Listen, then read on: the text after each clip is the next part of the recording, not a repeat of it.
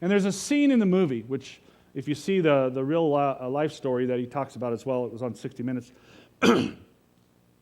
There's a scene in the movie where he's with his wife and he just says, I give up.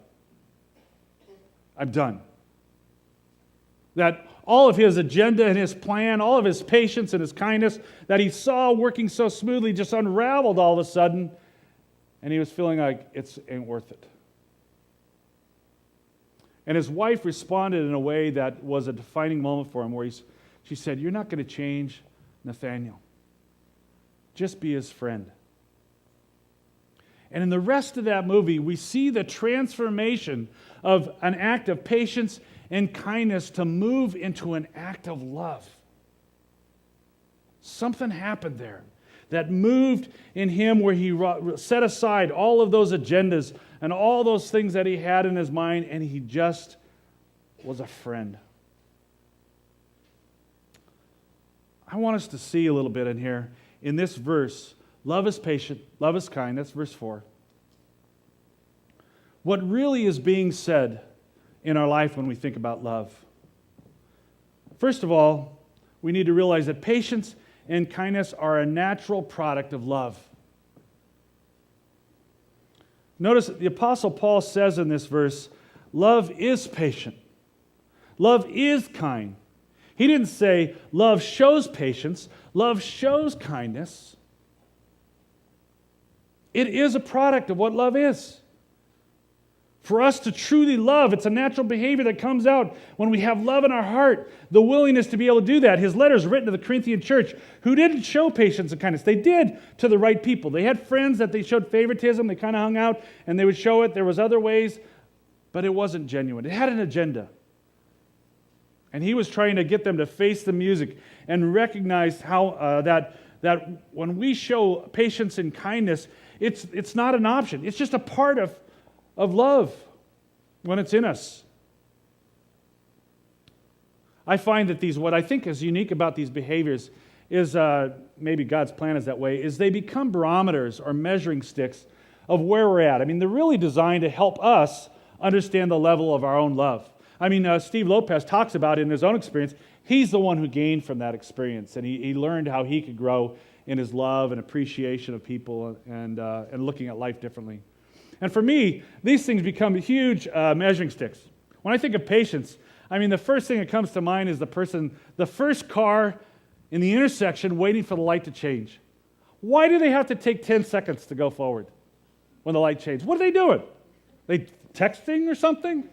Come on, light's changed. I'm like 5 rows down. I'm thinking, oh, you people, if we all hit the gas, we can get going. It's funny, I should really use a more current one. I'm coming to church this morning, and if any of you know Valpico and all the construction there, going east of Tracy Boulevard, 200 feet, is a light that's not working yet. Eventually, I suppose it will. I'm behind a car, and several hundred yards, car's slowing down. He stops at the thing. There's no light there. It's not working. I had to weave around and still make the left turn lane. I'm thinking, what's the matter with you? I'm going here to teach about patience. Man, you people! Those are the moments where you get to go through life, you go through the week, and you realize that, God reminds you, hey, you know what? I could be more patient. I might be patient this one over here, that one over there, but in many ways, really when you dig deep, you realize there might be an agenda involved in that. So in this moment where there isn't, it's just a reminder that, wow, we can always learn more patience, and it teaches us something. It becomes a measuring for us to where you can look at a person like that and think, hey, that's cool, that's okay.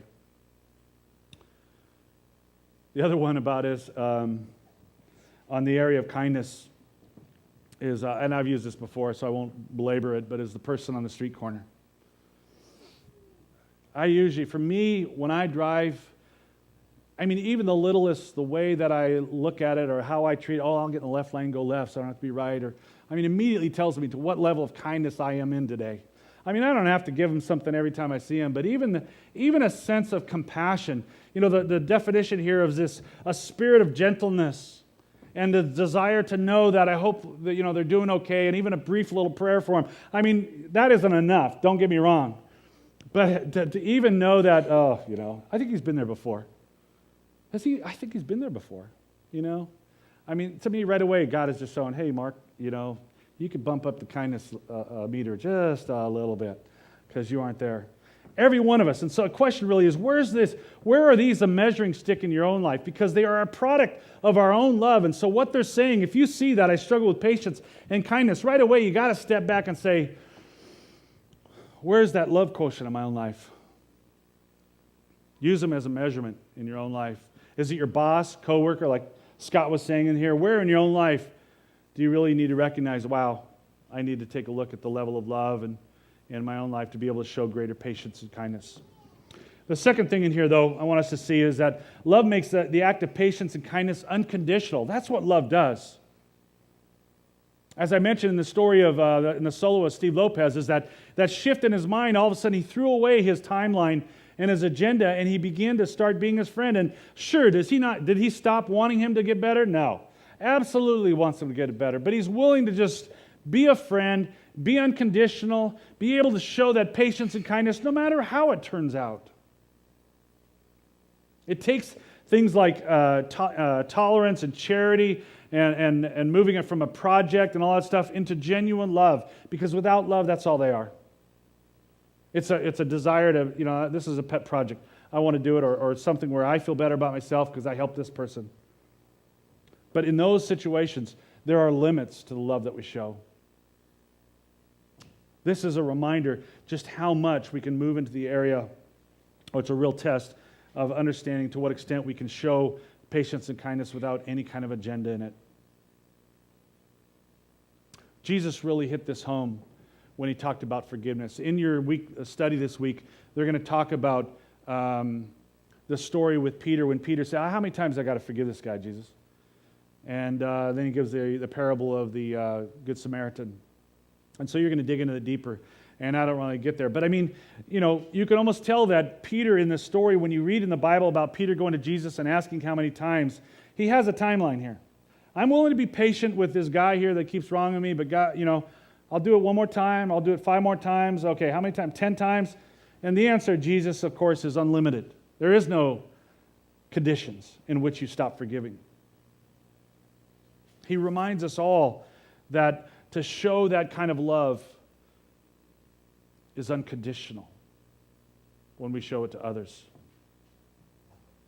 We need to think about our own relationships and the ones that you have, the name that you have in your head, and ask yourself, are there conditions in that? Am I doing this? We talk about give it 40 days just to allow God to work. And is your mind thinking, 41, man, I'm out of there. I'm just, okay, God, we're down to, less than that.